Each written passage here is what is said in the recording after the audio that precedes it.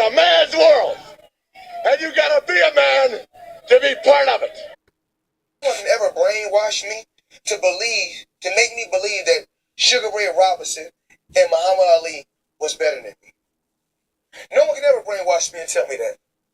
But one thing I will do, I'm going to take my hat off to them and respect those guys, because those are the guys that paved the way for me to be where I'm at today. You don't believe that Muhammad Ali was better than you? How? He only fought in one weight class. Leon Spinks beat him when he had 7 fights.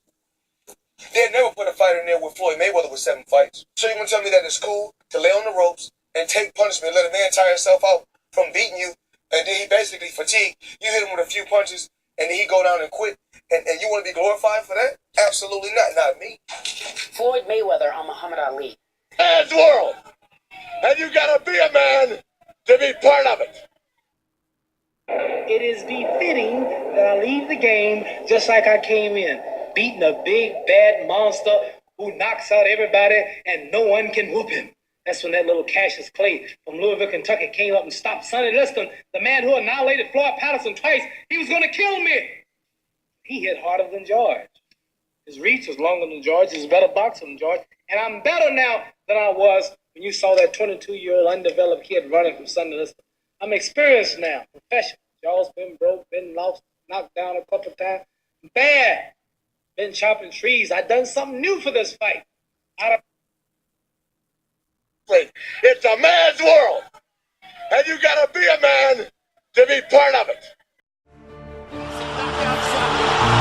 That is the most spectacular one-punch shot of many knockouts.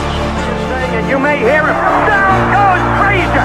Down goes Frazier! Guys, there's nothing like boxing, and there are no athletes like fighters. Struggling to get to his feet. Takes another right. Or is in deep trouble again? Finds it down. Finds it. You know, you pay him a price, I guess, but the man said I've been enough.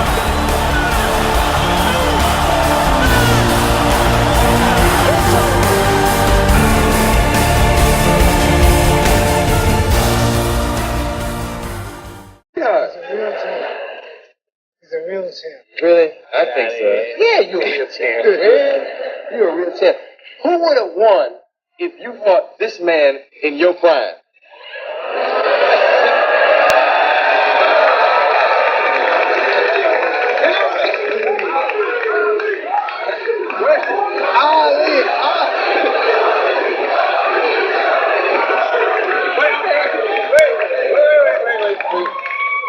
Dancing now. Yeah, you were a dancer. You moved. I wasn't that powerful. I was so fast. Uh-huh. If he hit me, it's best if he catch me. Yeah. What would you say, Mike? I by no means, I'm vain. I know I'm great, but can I tell you something? In this situation, every head must bow, every tongue must confess. This is the great one. All suddenly, everybody I hit, if I missed them almost, they would be knocked out. So I thought I was the toughest thing ever invented. I was going to be the best heavyweight that ever existed. One punch of mine was equal to 20 of any other heavyweight champ, I thought. So getting up to Zaire, getting ready to fight Muhammad Ali, I thought this will be a matter of just a little exercise. I'll probably knock him out in 3 rounds. 2, 3, maybe 3.5 rounds. That was the most confidence I had in my whole life. It's interesting. There are some analysts who look back at that match and they say, when they watched the kind of the fight that took place, they said that Muhammad Ali, he delivered 12 right leads. That's something you never do to a champion fighter because it's almost like it's an insult. It leaves you open. It's almost like an easy punch back. What do you think his strategy was, and were you surprised by that? When you think about how many right leads they say he landed or threw, I felt like he threw maybe 150.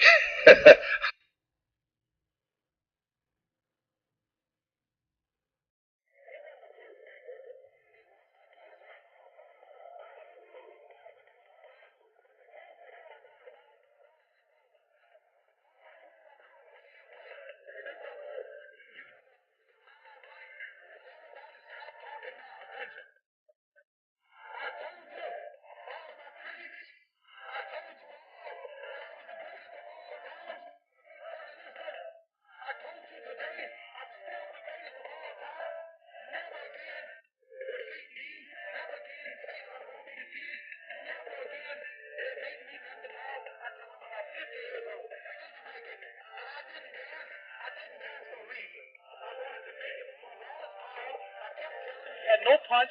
He couldn't hit. He's swinging like a sissy. He's missing. Let me see your box. I hadn't started dancing yet. You can't say my legs are gone. You can't say I was tired because what happened? I didn't dance from the second round on. I stayed on the ropes. When I stay on the ropes, you think I'm doing bad. But I want all boxers to put this in a page of boxing. Staying on the ropes is a beautiful thing with a heavyweight when you make him shoot his best shot and you know he's not hitting you. I would have gave George Foreman 2 rounds of steady punching because after that he was mine. He was falling, he was missing. I don't know if I'm going to fight again or not.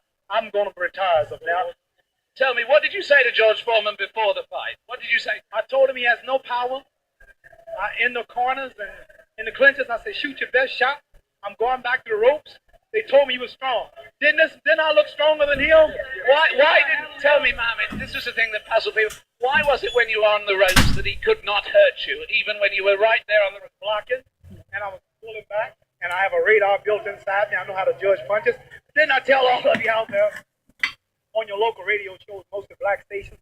I told you I'm going to float like a butterfly and sting. Man's world, and you gotta be a man to be part of it. Sting like a bee. His hands can't hit what his eyes can't see. So that's what happened.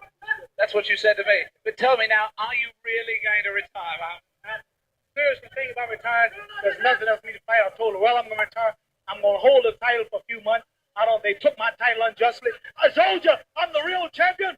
I told you, I'm the champion of the world. All of you bow. All of my critics bow. All of you suckers who write the Ring magazine, Boxing Illustrated, all of you suckers bow because the stage was set. You made him great. You made him a bad Joe Louis. You made him a hard puncher. But I want everybody from this moment on to recognize me as the scholar of boxing. If you want to know any damn thing about boxing, don't go to no boxing experts in Las Vegas. Don't go to no Jimmy the Greek. You come to Muhammad Ali. Wrestling, it's a man's world, and you gotta be a man to be part of it.